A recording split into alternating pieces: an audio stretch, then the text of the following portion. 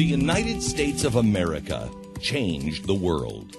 The American experiment that was launched by its founding fathers revolutionized the way the world viewed personal freedom, government itself, business, culture, commerce, everything.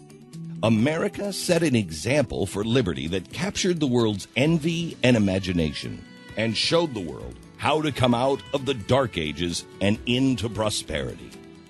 In short, the American experiment worked. It worked so well, as we mentioned in the last installment, that the poverty rate went from 90% in colonial America to just 14.3% now. Some would argue that it's been the war on poverty that has brought that rate so low. Unfortunately, the poverty rate before Lyndon Johnson and the Welfare Act was actually lower, at 14%. Naturally, there were some bumps along the way, including a few major ones like 1929 and the Great Depression. 1929. The financial house of cards collapses, and the overinflated stock market plunges into a Great Depression. A financial panic grips the world. For the majority, it means the interminable line outside factory gates, desperately hoping for a job that rarely comes. It means hunger and a march of the unemployed in the nation's capital. With acute domestic problems, America would now isolate herself more than ever from the international scene. It started in America, but practically overnight an economic blizzard swept the world. In Japan, France, Britain, always the unemployed, the soup kitchens, the grinding poverty, and the despair. In late October of 1929, Henry Ford was taking President Herbert Hoover on a private tour of his outdoor museum, Greenfield, near Dearborn, Michigan. Beyond the gates of Greenfield, Americans were living beyond their means, buying cars, radios, refrigerators, even stocks and bonds on easy credit. As Ford and Hoover toured Greenfield in the rain in October of 1929, the ticker at the stock exchange in New York was falling farther and farther behind. The president had already wired his broker to sell stock, just in case. Excess, carelessness, bad policies, and corruption had led to the worst economic crisis in American history. Similar problems had resulted in a crash in 1920, but the hands-off policies of the government and the Fed, with President Harding at the helm, allowed the free market to correct itself and send America into the roaring 20s. But this time, there was a completely different approach.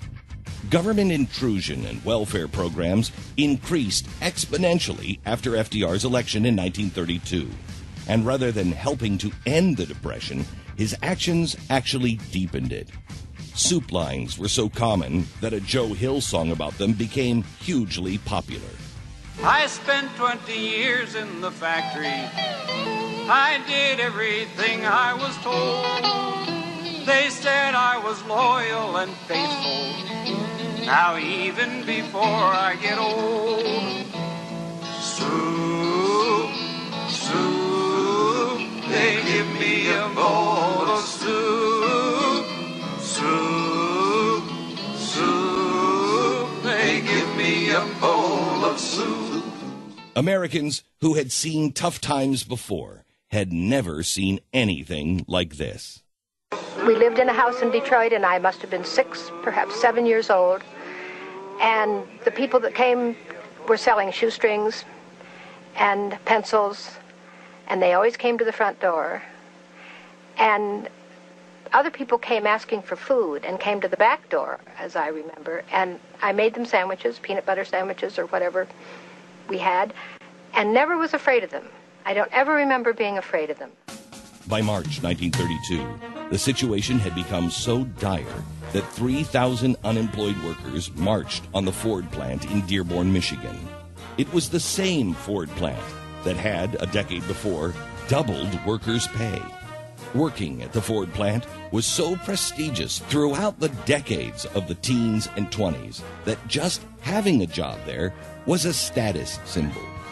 Now, however, These 3,000 unemployed and struggling workers were attacked by Dearborn police and Ford's company guards, killing 4 and injuring many more.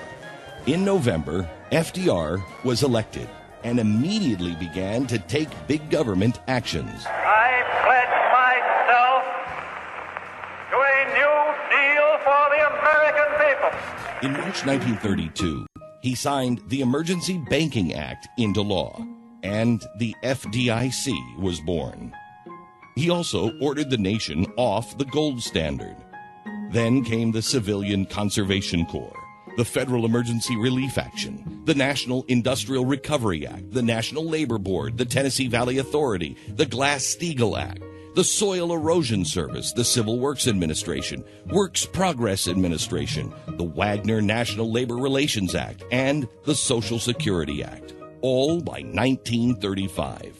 There was much, much more government intervention to come, but no relief. In fact, things actually got worse. By 1937, 5 years after FDR took office, the percentage of Americans living in poverty had now hit 45%. That same year, frustrated and beaten down workers at Republic Steel's South Chicago plant and their families tried to combine a picnic with a rally and demonstration. Chicago police moved in and opened fire on the crowd. 10 people were killed, and a dozen more were wounded in what has become known as the Memorial Day Massacre.